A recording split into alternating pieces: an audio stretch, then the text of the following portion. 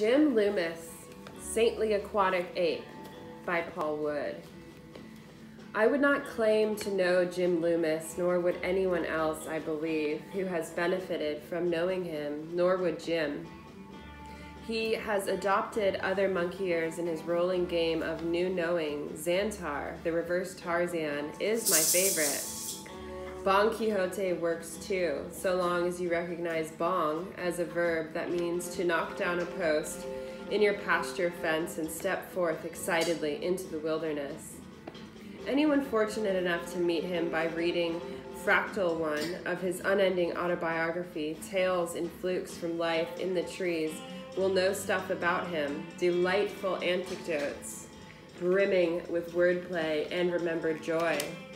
Simultaneously, that reader, happily chuckling, will know that no is a four-letter word that unpacks itself like all other four-letter words. You can't actually know a mind in such motion. Jim thrives on life one step beyond grasp. He is the only blonde white man ever known to walk through a resort ballroom wearing a loincloth, while the audience thought, well, of course, the wild man from Borneo, here he is. We've been waiting. Twigs and pupating critters lodged in his mythological beard. The forest of white hairs springing from his stone, strong pectorals, his swimmer-perfect posture, honest and wild. Literary agents slid around asking, how can I catch the jungle man? Here's a lame summary of Jim Loomis's life.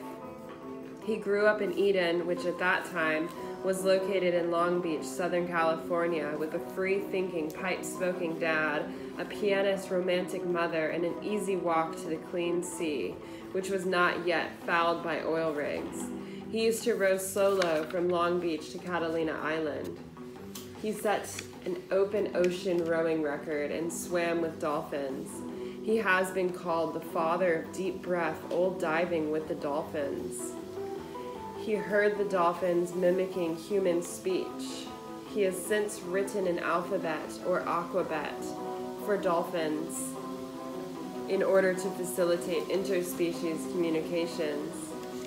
So far, the dolphins are way ahead of the humans in Jim's schoolhouse. In high school, he led a touring barbershop quartet. He had that early 60s Ray Bradbury look, the buzz cut and the dark-rimmed glasses. He had memorized all of The Prophet by Khalil Gibran. He hitchhiked from California to Washington, D.C. to recite 4 of these poems in person to Vice President Dick Nixon. He conversed with Robert Oppenheimer. His ancestor was Elisha Loomis, who brought the first printing press to Hawaii.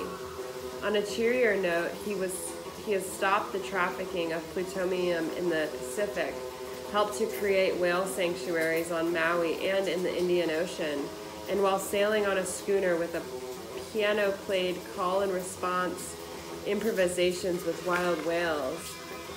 In 1970, he moved to Hanawana on Maui's North Shore, wild, windward, stream-clotted land, and pursued an experiment in consciousness and teaching that continues to occupy his brilliant, now rickety life.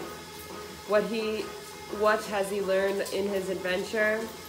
It's all there in his stories, each told with the wild exuberance of a seed cracking the crust of the earth. Citing Carol Quigley, who was Kennedy's favorite teacher, I think I can predict where we are at, some great new implausible event that resets global mind.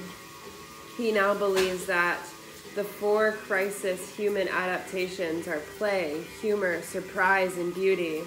He adds, beauty is the 9/11 reversal. Jim suffered a heart attack, then stroke, not long ago. Hit the deck in Costco.